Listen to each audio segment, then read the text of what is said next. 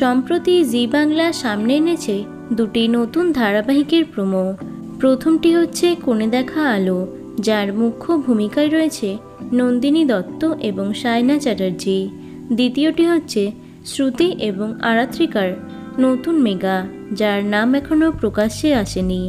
আগামী 25শে আগস্ট থেকে রাত 9:30টায় আসছে কোণে দেখা আলো। শ্রুতি আরাত্রিকার মেগাটি কখন আসবে তা এখনও জানানো হয়নি, তবে শোনা যাচ্ছে এই নতুন ধারাবাহিকের জন্য শেষ হতে চলেছে শ্যামলী অনিকেতের পথ চলা। 2023 সালের ডিসেম্বর মাস থেকে শুরু হয়েছিল এই ধারাবাহিকটি।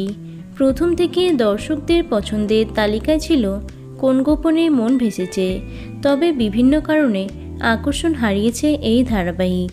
বর্তমানে টিআরপি তালিকাতেও একেবারে নিচের দিকে অবস্থান করছে এটি।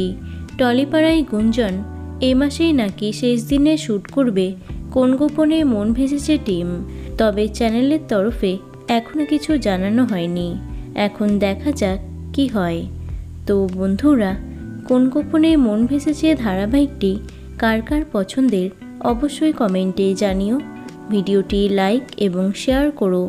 এছাড়াও টলি দুনিয়ার অন্যান্য খবর পেতে চ্যানেলটি অবশ্যই সাবস্ক্রাইব করে রেখো। ধন্যবাদ।